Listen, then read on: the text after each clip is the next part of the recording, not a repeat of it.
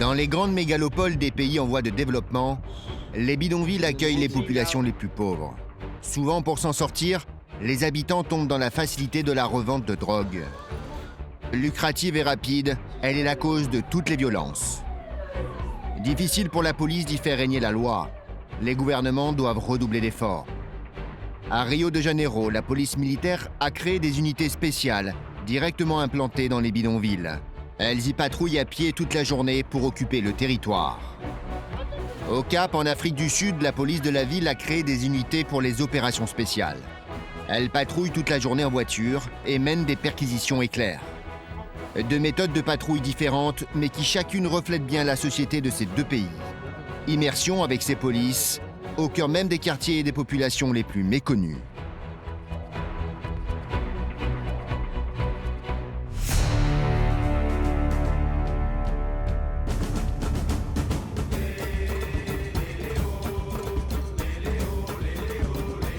Rio de Janeiro, deuxième plus grande ville du Brésil. La ville est célèbre pour ses fameuses plages de Copacabana ou encore d'Ipanema. Mais aussi pour son pain de sucre et son Christ rédempteur au sommet du Corcovado. Mais derrière cette image de carte postale qui rend la ville mondialement connue, ici 20% de la population vit dans des bidonvilles, appelées des favelas. Elles sont implantées dans les hauteurs de la ville, accrochées aux collines abruptes, ce qui les rend très difficiles d'accès. Elles sont parsemées de centaines de ruelles, accessibles uniquement à pied. C'est dans ces favelas que règnent des zones de non-droit, où seuls les narcotrafiquants font la loi.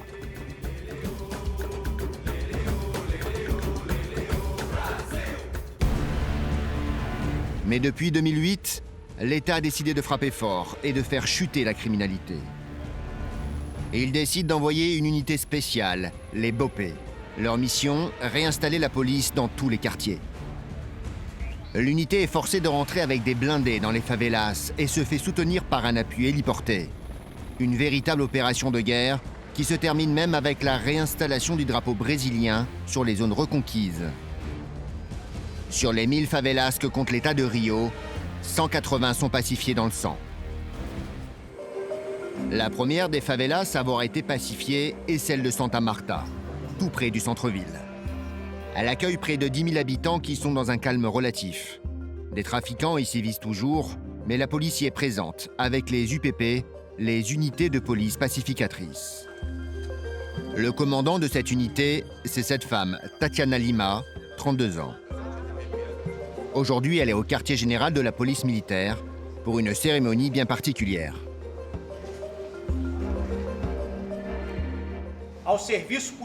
Être au service de la police militaire, au maintien de l'ordre public et à la sécurité de la communauté, même au péril de notre propre vie. C'est la raison d'être d'un policier. Comme chaque mois, les policiers méritants de la ville de Rio sont récompensés par leur hiérarchie. Et c'est Tatiana qui va remettre un des diplômes les plus courus par les policiers à un membre de son équipe. Le caporal Rock fait partie de l'UPP.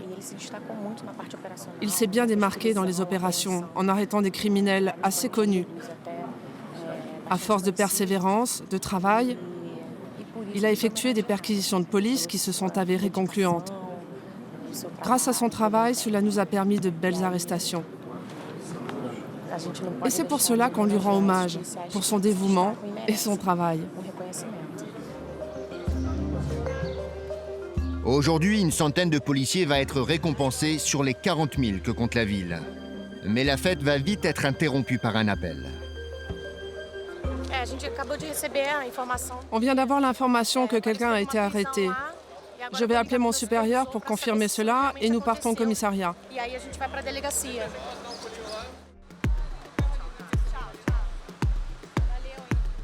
Tatiana annonce qu'elle va se rendre sur les lieux. Elle a besoin de tous les détails de l'opération. Attention, supervision de Santa Marta. Unité, veuillez contacter le lieutenant Tatiana. Contactez le commandant de l'UPP. Le suspect est visiblement un trafiquant. Il a été arrêté avec une petite quantité de drogue. Sur le chemin, la vigilance est de tous les instants. Ici, les policiers sont des cibles permanentes, simplement parce qu'ils sont policiers. Alors, Tatiana garde toujours son arme, prête à riposter.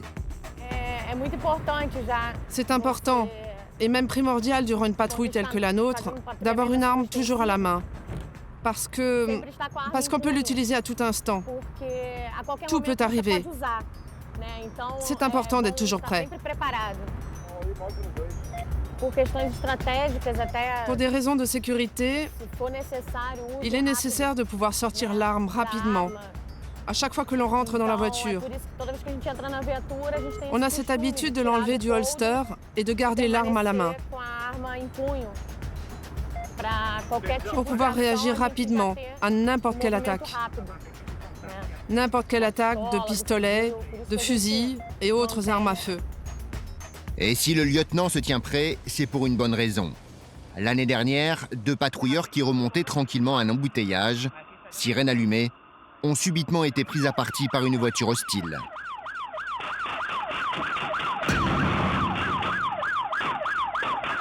Fenêtre fermée et pistolet à la ceinture, ils n'ont rien pu faire. Laissés pour morts, ils ont néanmoins miraculeusement survécu à l'attaque. Aujourd'hui, ce cas fait école. Fenêtre ouverte, pistolet sur la cuisse, les agents sont mieux préparés à répliquer instantanément. L'homme suspecté de trafic de drogue a été amené au commissariat de la police civile. Ici au Brésil, les tâches sont partagées. La police militaire interpelle et la police civile s'occupe des procédures judiciaires. Tatiana se rend donc au commissariat pour récupérer le compte-rendu de la procédure.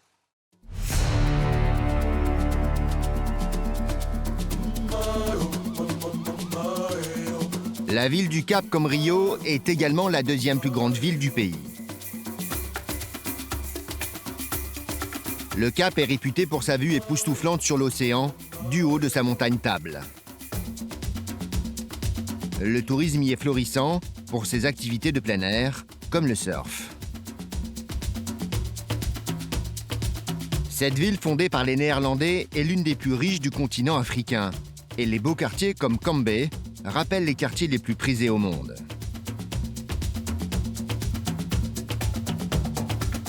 Mais derrière cette vitrine se cachent d'innombrables bidonvilles appelés townships. Sur les 3 700 000 habitants que compte la ville, 80% habitent dans ces bidonvilles, pratiquement 3 fois plus qu'à Rio. C'est également dans ces zones que la délinquance sévit. Et comme à Rio, elle est majoritairement liée à la vente de drogue. Ici, les délinquants se sont formés en gangs. Il y en a près de 200 différents. Un chiffre faramineux où les règlements de compte entre bandes rivales font des carnages. Face à l'ampleur du problème, la ville du Cap a missionné ses propres policiers, la Metropolitan Police. Commissariat de Philippi, en plein township. 2 sergents vont mener les opérations du jour, François et Brandon.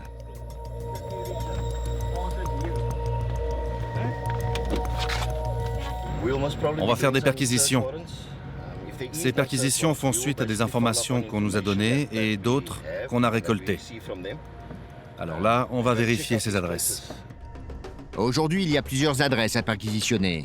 Le mode opératoire est d'être le plus rapide possible pour que les dealers ne s'enfuient pas et pour éviter de se faire prendre à partie par l'ensemble de la communauté du township.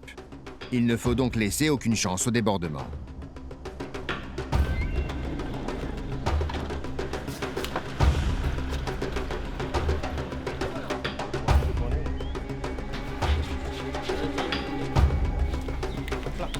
À terre! À terre!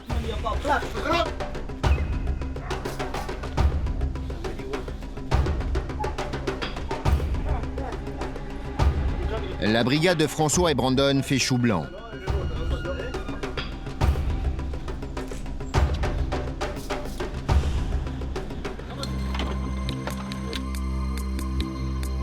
Mais dans cette 3e maison, ce n'est pas le cas.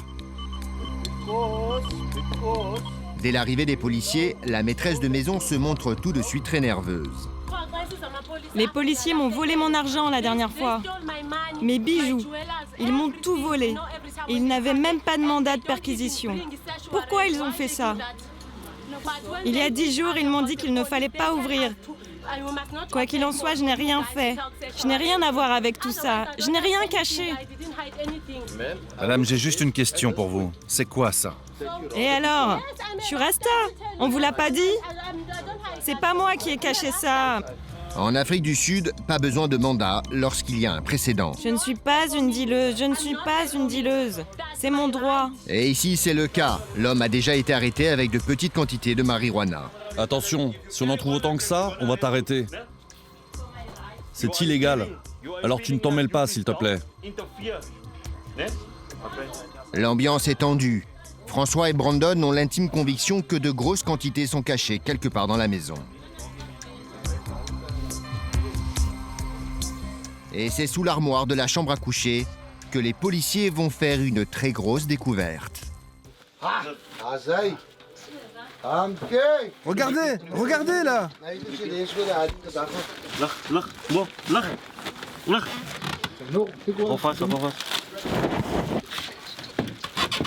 Bingo.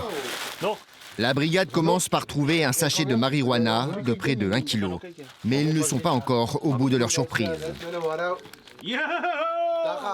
C'est de l'herbe.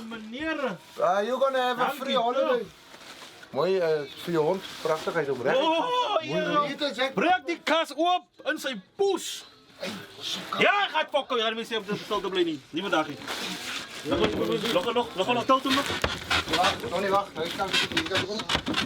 Dans ces paquets de papier journal se cachent les doses prêtes à l'emploi. Il n'y a plus aucun doute, c'est bien pour la vente que ces doses ont été préparées. Impossible pour le Rasta de prouver le contraire. Vous voyez? Il met ça en sachet, il les compresse et il les vend. Et tu t'es pas arrêté depuis l'autre fois.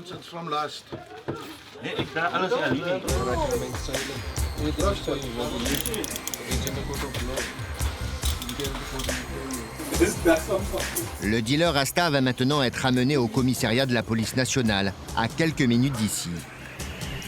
C'est eux qui vont réaliser la procédure d'arrestation.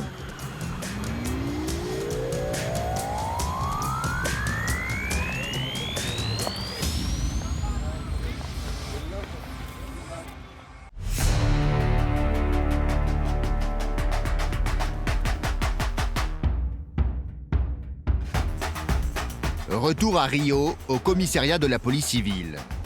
Comme Brandon avec le Rasta, Tatiana connaissait bien l'homme qui a été arrêté. Elle sait qu'il trafique dans la favela, mais faute de quantité importante de drogue, l'officier de la police civile a décidé de le relâcher. Il ne possédait que 4 sachets de marijuana sur lui et un peu d'argent. Mais pour nous, il y avait assez d'indices. On le file depuis suffisamment longtemps pour être sûr. De plus, quand on a voulu l'arrêter, il s'est mis à courir. Il fuyait la police. Attraper les dealers avec suffisamment de drogue sur eux, c'est toute la difficulté de la police. Un jeu du chat et de la souris de tous les instants. À quelques pas du commissariat, une autre patrouille remarque un attroupement plutôt suspect. Nous sommes sur l'une des places qui bordent la favela Macaque. Elle est réputée pour le deal de drogue. La patrouille décide de s'approcher discrètement et de contrôler les individus de l'attroupement. Le pistolet prêt à servir, car ici les choses peuvent dégénérer extrêmement rapidement. Les jeunes d'une vingtaine d'années sont tellement occupés par ce qu'ils font qu'ils ne voient même pas la police débarquer. Allez messieurs, on pose tout sur la table. On arrête de jouer, s'il vous plaît. Enlève ton sac à dos. Montre-moi ton sac.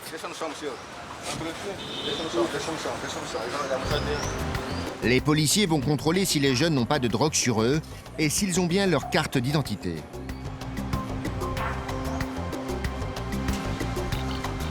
Les jeunes ne présentent aucune résistance et aucune agressivité envers les policiers.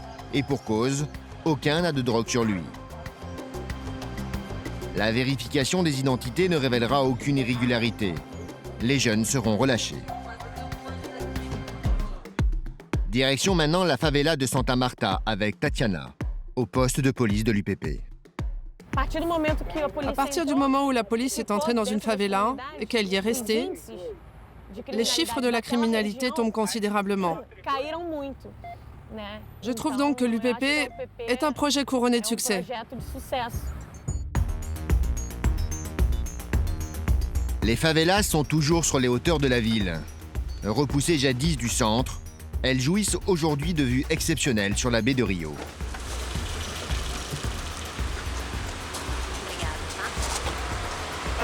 Bonjour. Tout va bien? Soyez les bienvenus à l'UPP Santa Marta.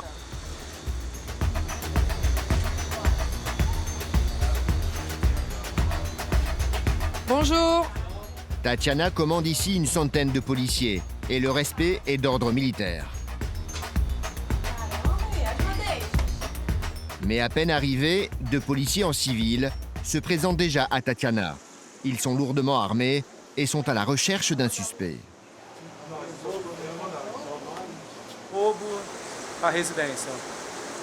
Une effraction a eu lieu sur une maison et nous sommes ici parce qu'il y a une personne peut-être impliquée.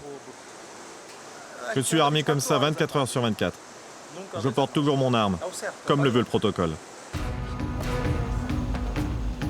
Quelques minutes après la demande de la police civile, Tatiana mobilise ses hommes. Et lorsqu'on patrouille dans une favela, même pacifiée comme celle de Santa Marta, la progression prend des allures d'anti-guérilla urbaine.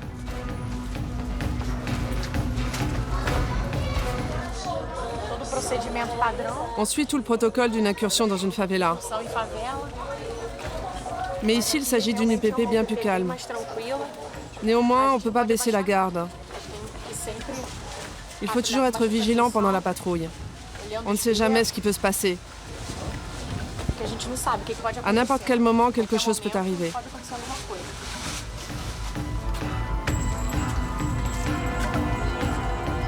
Les favelas sont parsemées de petites ruelles qui la transforment en véritable labyrinthe. Une embuscade peut surgir de n'importe où. Patrouiller ici, c'est s'exposer particulièrement.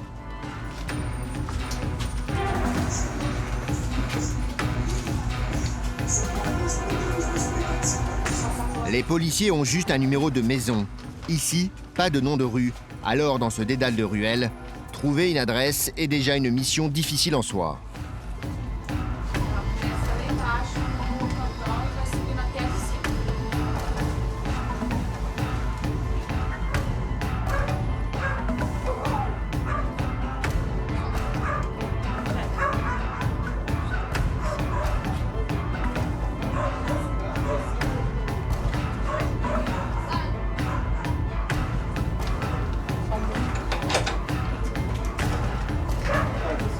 L'adresse est la bonne, mais le suspect ne s'y trouve pas. La police civile est venue ici avec une convocation officielle. Mais le suspect n'a pas été retrouvé. Il n'est pas là. Quelqu'un d'autre habite à cette adresse.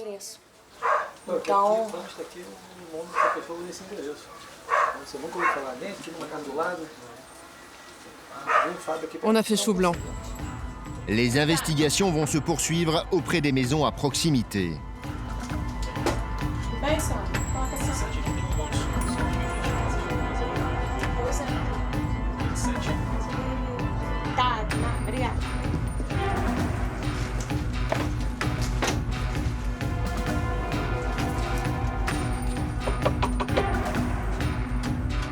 L'ambiance est tendue. Si l'inculpé prend peur, il peut s'enfuir en tirant des coups de feu.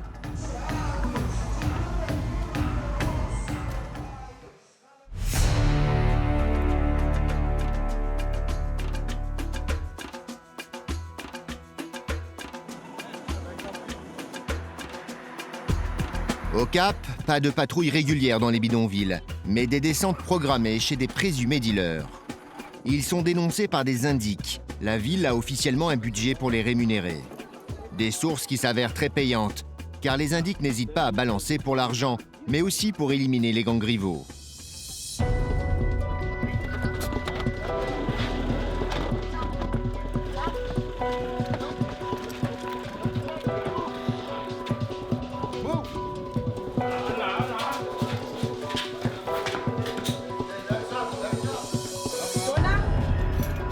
Très vite, ils vont trouver tous les indices qui indiquent que c'est bien la maison d'un dealer de méthamphétamine. Une drogue de synthèse ultra puissante qui se fume à la pipe. Regardez. Elle est vide, non? Ouais, ouais. Regardez. C'est le genre de pipe dont on parlait. Mais malheureusement, ces indices ne suffisent pas.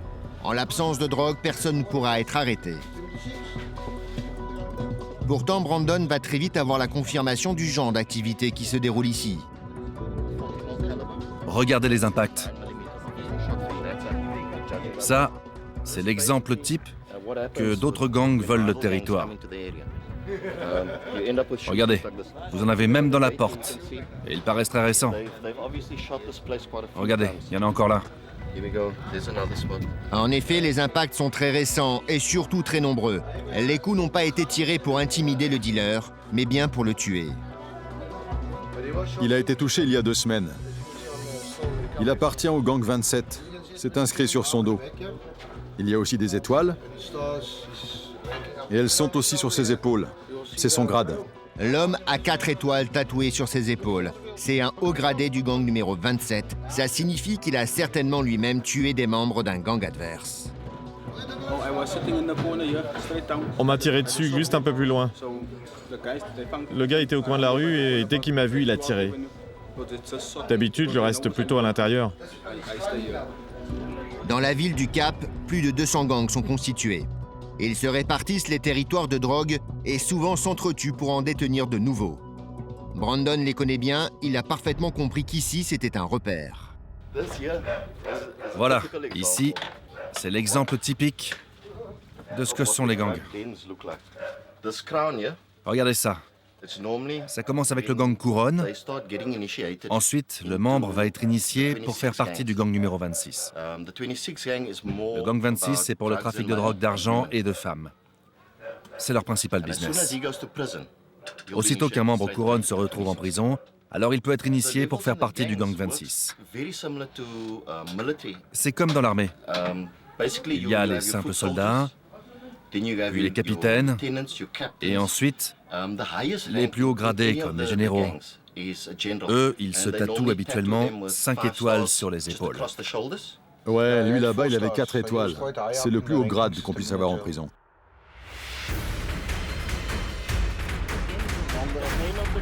Il y a 2 mois à peine, 32 meurtres ont été commis en l'espace d'1 mois seulement, dans un seul township. Les meurtres par arme à feu entre bandes rivales sont de vrais fléaux. Le rôle des policiers est aussi de saisir ces armes.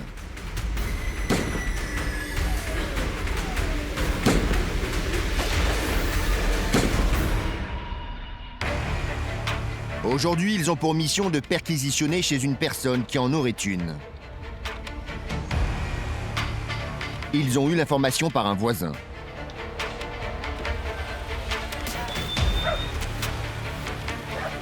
Les policiers de la Metropolitan Police bloquent toute la rue. Ils se rendent à l'adresse indiquée, mais personne n'a l'air de s'y trouver.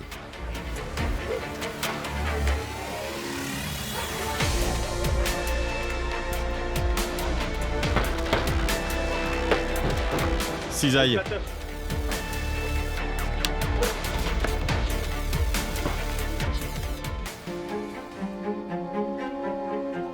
Pour plus d'efficacité, on envoie Donna. Elle est maître chien, experte dans les recherches d'armes à feu et d'explosifs. Son chien est entraîné à repérer les odeurs de poudre. Kom, ik zuster veel mensen. Ja, maar wacht. Ik wacht op je. Op zoek, op zoek. Op zoek, mensen, op zoek. Op zoek, waar zijn? Waar zijn mensen, waar zijn? Oei, waar zijn? Au bout de quelques minutes, le chien s'assoit. Cela indique qu'il a repéré quelque chose à cet endroit.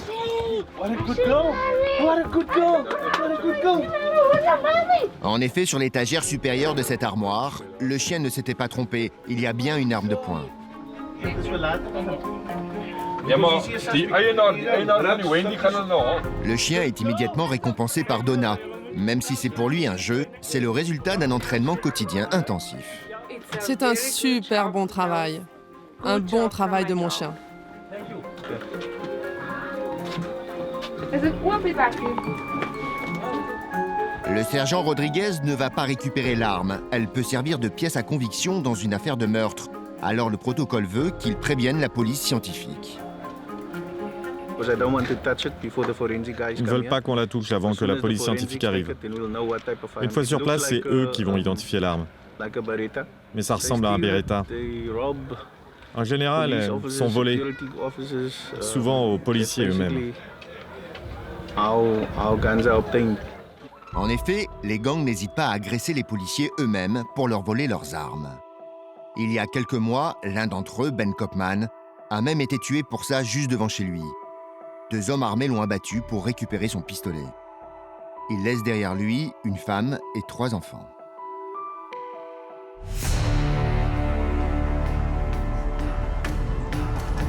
Au Brésil, les meurtres sur policiers sont encore plus fréquents qu'au Cap.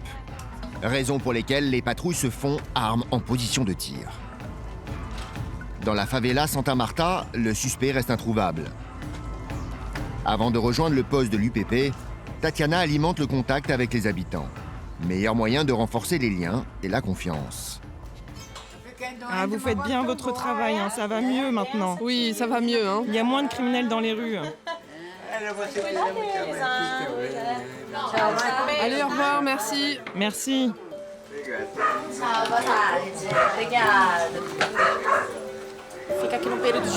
Pendant 12 heures, on arpente les rues de la favela. On descend, on monte, on s'arrête, on parle avec un passant. C'est une colline dont l'angle est très incliné. Les chemins qu'on doit emprunter s'avèrent très fatigants. Et donc les policiers doivent avoir une excellente condition physique. Alors on fait en sorte de bien s'entraîner.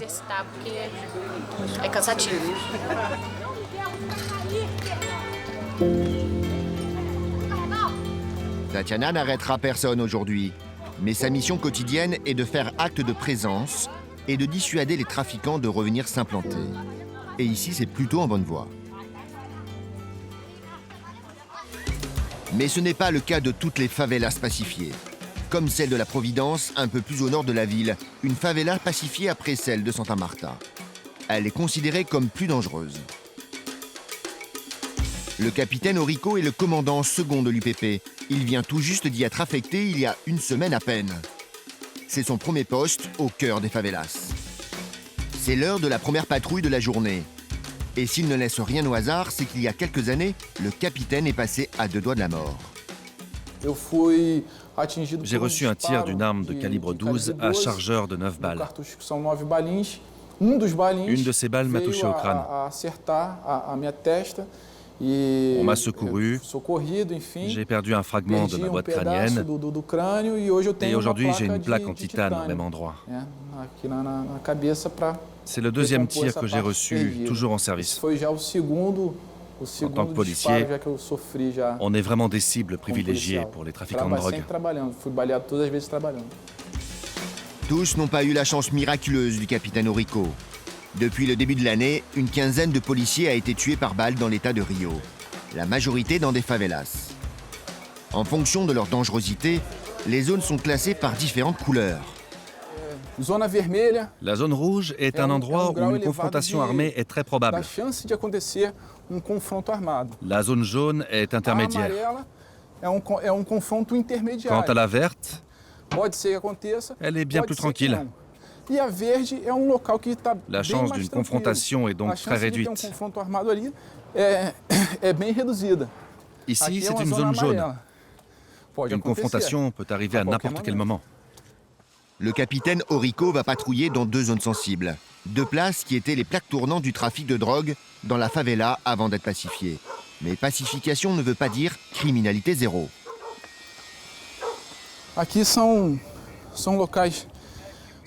Ici, ce sont des endroits sensibles pour nous, les policiers, et stratégiques pour le trafic de drogue. Alors on doit gagner ce terrain pour éviter que les trafiquants s'y installent à nouveau et reprennent le terrain, ou qu'ils tendent une embuscade à la police. Le commerce de stupéfiants existe encore par ici, mais la domination territoriale des gros trafiquants a disparu. Tout comme l'exhibition des armes qui avait lieu avant le processus de pacification.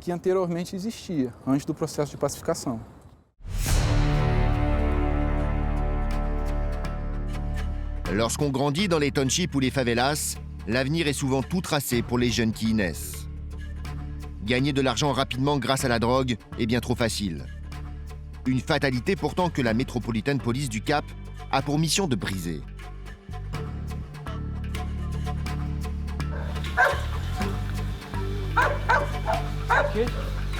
Any dog? Y a-t-il un chien perdu?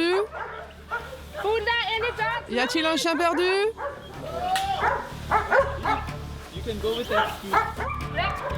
Nous retrouvons Donna qui va, comme tous les matins, entraîner son chien. Travailler sans relâche, c'est la clé du succès.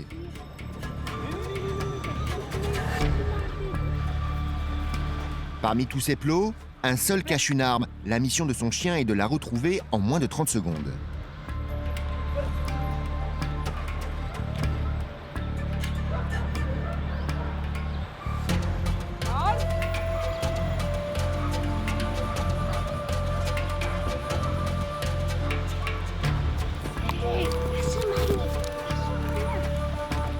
Il l'a trouvé, regardez.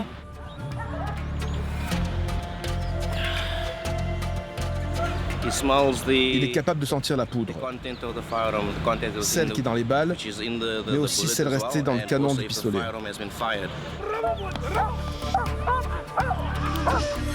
Au total, le centre canin de la police possède 4 chiens pour la recherche d'armes à feu, 2 pour les patrouilles et 8 pour la drogue. Et le faire savoir aux jeunes des townships est la mission du jour.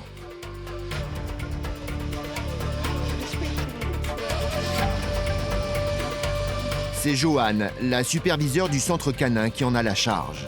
Aujourd'hui, elle se rend dans un centre social de la police où des jeunes des townships sont pris en charge pour le week-end. Nous allons leur expliquer quels sont les types de drogues qu'ils peuvent rencontrer et aussi notre rôle pendant les patrouilles avec les chiens. Pour leur montrer notre travail, on va leur faire une démonstration canine.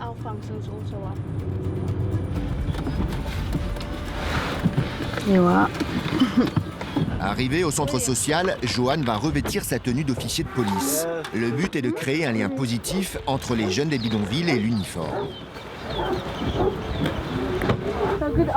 Bonjour, je suis la superviseure Félix du centre canin de la Metropolitan Police. Voici les types de drogues les plus connus. La marijuana, la et la. Nos chiens sont entraînés à les détecter. Et pour bien clouter le discours, Joanne va demander à ses hommes d'en faire la démonstration.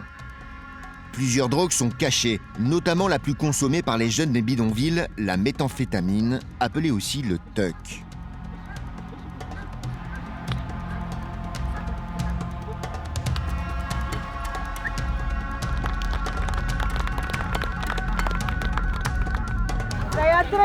Les chiens s'entraînent sur toutes les drogues. Le tuck n'a pas d'odeur, mais ce qui est intéressant, c'est que nos chiens sont quand même capables de le détecter.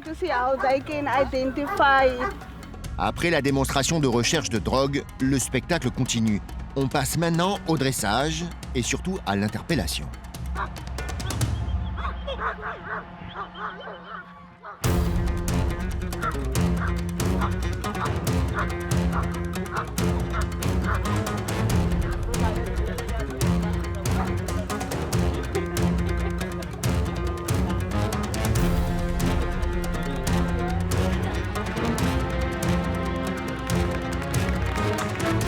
Un show qui a l'air d'être bien apprécié. Joanne va maintenant continuer son travail de lien avec les jeunes des bidonvilles. Ok, vous avez des questions? Elle repère rapidement qu'il y a le profil de revendeur de drogue. Une information primordiale quand elle les recroisera durant ses futures patrouilles. Vous vous rendez vite compte de ceux qui restent tranquilles et des autres. On voit vite ceux qui savent de quoi on parle quand vous leur expliquez les différentes drogues, car ils paraissent tout de suite nerveux et ils essayent de cacher qu'ils connaissent déjà tout ça. Pour Joanne, cette journée de prévention est plus importante qu'elle n'y paraît. Elle crée un rapport de confiance avec les jeunes, une confiance qui va lui permettre d'arrêter à temps certains jeunes tentés par le milieu de la drogue.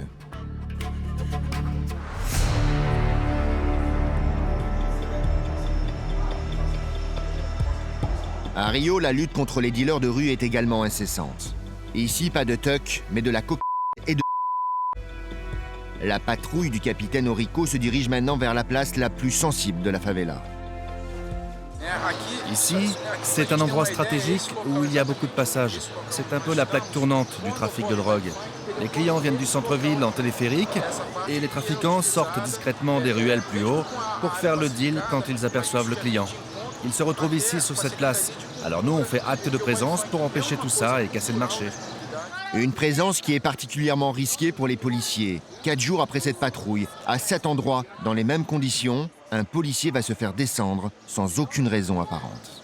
L'événement va faire la une des journaux. Il a reçu un tir de fusil pendant une patrouille nocturne dans la communauté. Le trafiquant qui lui a tiré dessus était sur ses marches et s'est enfui après le coup de feu, selon des témoins. Le soldat Daniel a été emmené à l'hôpital Souza Aguilar, mais a succombé avant son arrivée. L'enterrement a donné lieu à des honneurs militaires. Daniel est le 3e policier mort en une semaine à Rio. Depuis le début de l'année, le nombre de policiers tués vient de monter à 18. Dans les favelas, la tension des policiers redouble. Et c'est dans la rue la plus dangereuse de la favela, juste en bas de cet escalier, que se rend la patrouille du capitaine Orico. Aujourd'hui, c'est en ordre de combat que progresse l'UPP de la Providence. C'est ici qu'elle a essuyé le plus grand nombre de coups de feu. La zone est réputée pour être le QG des trafiquants. Pas un déplacement ne s'effectue sans qu'il soit couvert par un autre policier avec une arme de guerre. Vas-y, vas-y. Viens, peur. Toi qui? Toi, t'as un fusil, alors moi j'y vais. Ici, les coups de feu proviennent toujours des points hauts. Alors, entre les progressions, les hommes s'agenouillent derrière les voitures et s'assurent que personne n'est embusqué avant de continuer leur course. Le capitaine a repéré un mouvement suspect à la fenêtre d'un immeuble. Un homme nerveux est parti subitement. Pas une minute à perdre, il faut l'interpeller.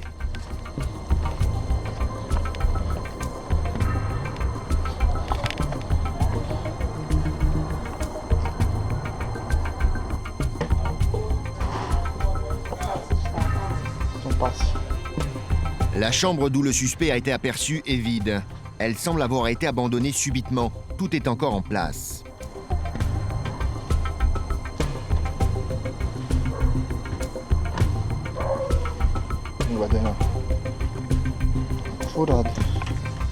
La seule personne encore présente dans l'immeuble est une vieille dame de 76 ans. Dites-moi, madame, tout va bien chez vous? Oui. Personne n'est venu vous demander de garder des choses chez vous? Non, non, pas chez moi, grâce à Dieu. Ils nous respectent au moins.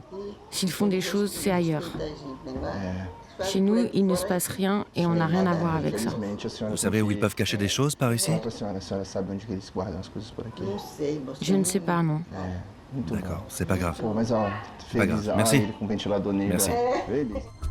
La vieille dame n'a aucune information à donner. Mais les fouilles vont continuer. Le suspect est peut-être caché quelque part avec de la drogue sur lui. À défaut de trouver l'homme, les policiers vont avoir la certitude que le fuyard est bien un trafiquant. J'ai trouvé dans une poutre quelques petits emballages en plastique vide. Ces petits emballages plastiques sont exactement ceux utilisés pour revendre des doses individuelles de drogue.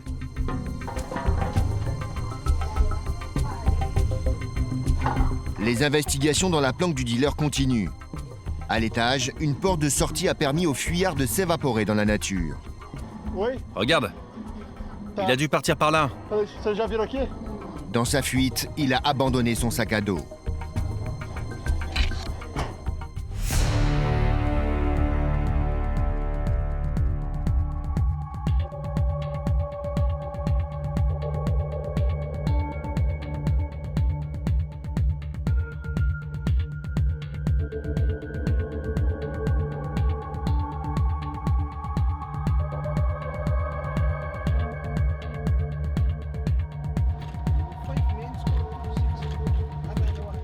En route pour une perquisition, Brandon et François reconnaissent un dealer qui prend immédiatement la fuite à leur vue. Pas de doute, il est en train de dealer.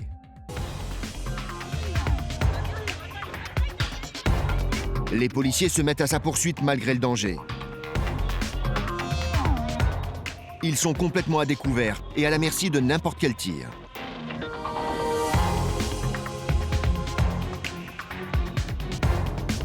Le fuyard s'est réfugié dans un appartement en haut de ces escaliers. Ils vont aller le cueillir. Plus moyen de reculer. Les policiers comptent sur l'effet de surprise pour éviter l'émeute.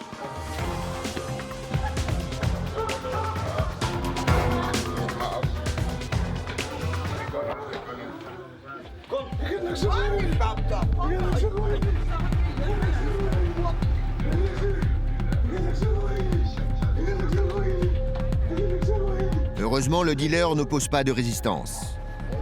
Mais en bas des escaliers déjà, les premiers attroupements. Il va falloir les traverser.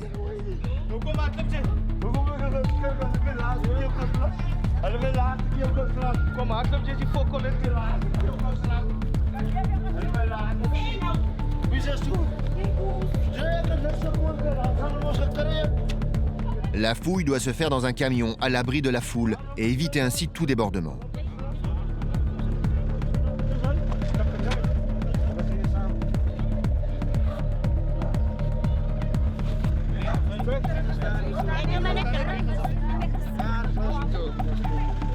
Le dealer n'a rien sur lui, mais il est pris de violents maux d'estomac et commence à vomir. Visiblement, il a avalé des doses de méthamphétamine destinées à la vente.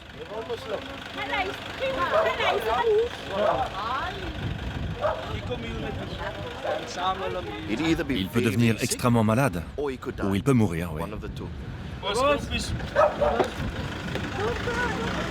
Même si c'est dangereux, vous devez protéger vos partenaires. Les policiers se remettent en route pour la perquisition programmée. Le dealer a été dénoncé certainement par un gang rival. Seule façon de trouver de la drogue, l'effet de surprise.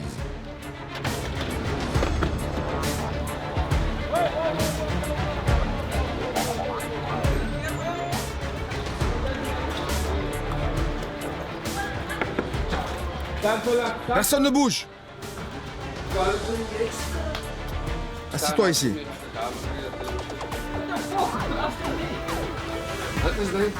Les policiers vont fouiller toute la maison sans succès. Et pour cause, le dealer a stocké toute sa marchandise dans un seul endroit, son sac à dos. Les policiers vont finir par tomber dessus. Cette fois-ci, c'est un dealer de tuck. Ça, c'est ce qu'on appelle le tuck, la méthamphétamine. C'est une drogue très addictive. C'est très dangereux pour le public. Le flagrant délit est avéré. Le dealer et sa compagne vont être arrêtés sur le champ.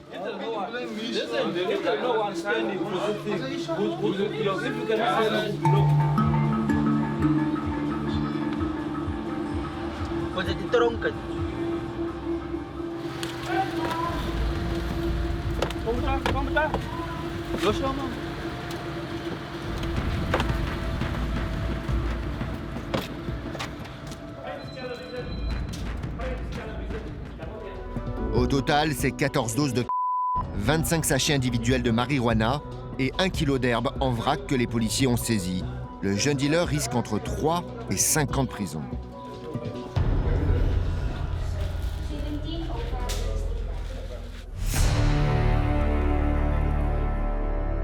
À Rio, la patrouille du capitaine Orico, elle, n'a arrêté aucun dealer cette fois-ci. Les favelas ont beaucoup de petites ruelles qui permettent de fuir très facilement. Alors le capitaine va s'occuper d'une dernière mission. Maintenant, on va chercher une femme. On a un mandat d'arrêt pour association au trafic de drogue.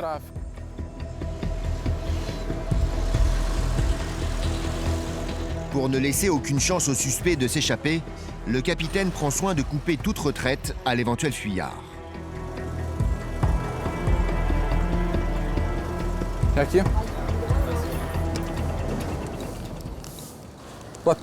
Bonjour, madame. Est-ce que vous connaissez madame Hélène Lourenço Dutra? Oui, elle est déjà partie. Oui, ça fait un moment. Vous êtes sûr? Elle n'est pas là? Non, elle n'est pas là. La police civile est venue la chercher il y a longtemps. Et vous pouvez nous donner votre nom complet pour qu'on signale qu'on est passé et qu'on a discuté avec vous? Oui, pas de problème. Je n'ai pas très bien compris ce qu'ils ont fait. Je sais qu'elle était impliquée dans un procès et que le juge lui a assommé de rester à la maison jusqu'à la fin des investigations. Mais ils sont venus la chercher avant et ils l'ont emmenée. Cette dame est la mère de Hélène Lourenço Dutra. Elle nous a expliqué que la police civile était déjà venue emmener sa fille sous l'autorité de la justice. Nous faisons tous partie des institutions de la sécurité, mais ce sont des polices distinctes. La police civile a déjà accompli le mandat, alors on va juste enregistrer notre passage pour le formaliser. La famille n'est généralement pas d'accord avec la conduite de leurs enfants délinquants. Ici, sa fille. Alors on peut compter sur elle.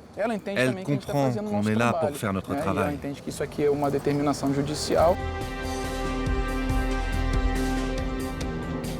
Retour au poste de l'UPP. Le capitaine Orico sait que pour gagner la confiance des habitants, il doit patrouiller tous les jours dans les rues de la favela. Aujourd'hui, on fait le même parcours qu'hier, mais cette fois, on est allé à la rue d'Aumente. On est au courant qu'il y a des ventes de drogue dans cet endroit grâce aux plaintes des habitants. Parfois, il y a même des individus armés en pleine rue. Pour effectuer ce trajet, du coup, on a dû être très vigilants. La situation dans les favelas de Rio a l'air de changer. Les habitants rejettent petit à petit l'autorité des narcotrafiquants et semblent retrouver confiance en leur police. Une confiance qui n'est pas encore totale, mais qui progresse jour après jour.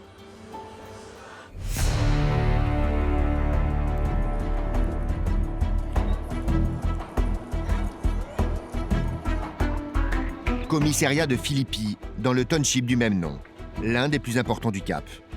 Ici, la communauté représente plus de 200 000 personnes. Ce soir, une grosse opération de police se prépare.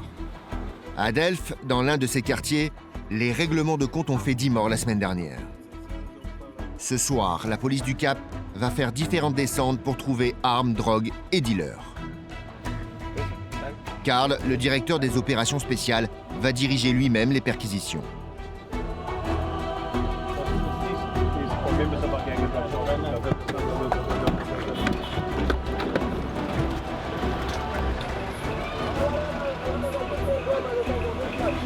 Dès la première adresse, une jeune femme est interpellée. Elle a 25 ans et 5 enfants.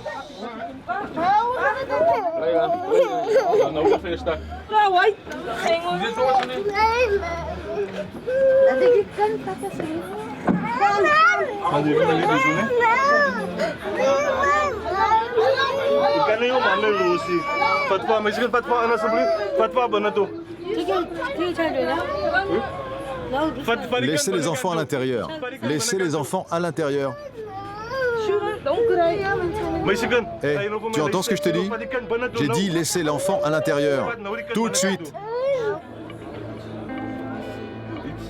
Très vite, les policiers vont saisir des doses. C'est sa 3e récidive.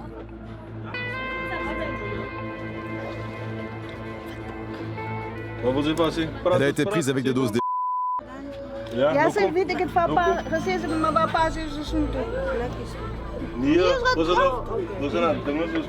Le capitaine Karl sait que la jeune femme est une simple consommatrice. Pour avoir une peine plus clémente, elle accepte d'emmener les policiers chez son dealer, apparemment une femme.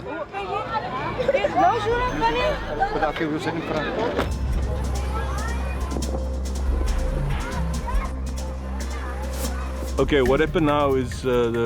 donc elle a été prise avec des doses. Et maintenant, on attend qu'elle nous dise où elle l'a acheté, où elle a acheté ces doses plus tôt dans la journée. Donc, on va aller voir les lieux et voir aussi de quelle façon on peut agir.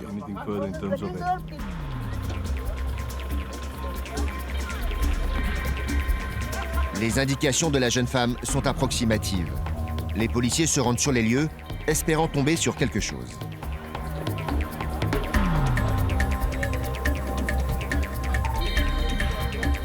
À cette adresse, ils vont trouver une matraque électrique, une arme utilisée par les dealers pour faire la loi.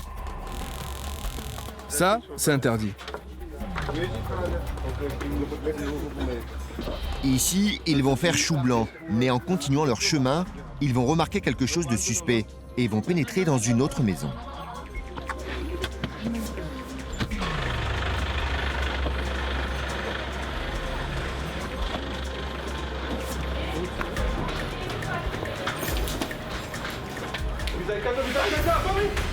Tout d'un coup, un homme vient de prendre la fuite sous leurs yeux. Voulant profiter de sa bonne connaissance du terrain, il espère semer les policiers.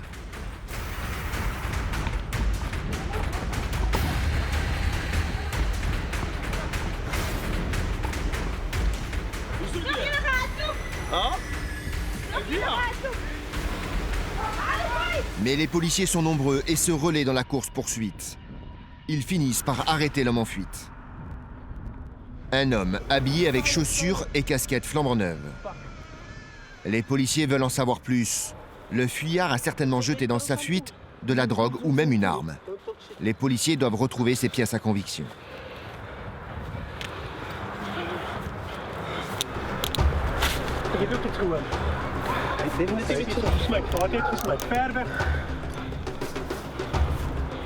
Difficile dans le noir et sur une distance aussi longue de trouver quelque chose. Tiens, il les a jetés là. Regardez au sol, il les a jetés.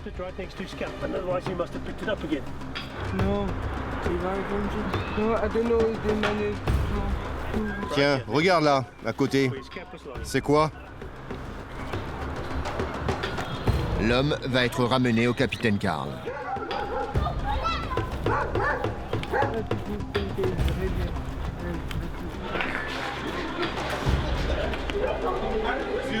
Où tu fuyais comme ça? Hein? Et c'est tout simplement sur lui, après une fouille corporelle, que les policiers vont trouver ce pourquoi le jeune homme a pris la fuite.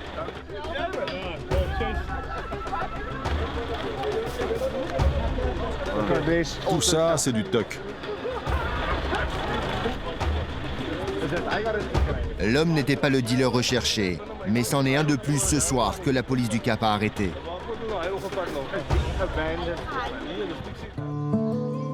À Rio comme au Cap, les autorités progressent. Les services de police reprennent du terrain.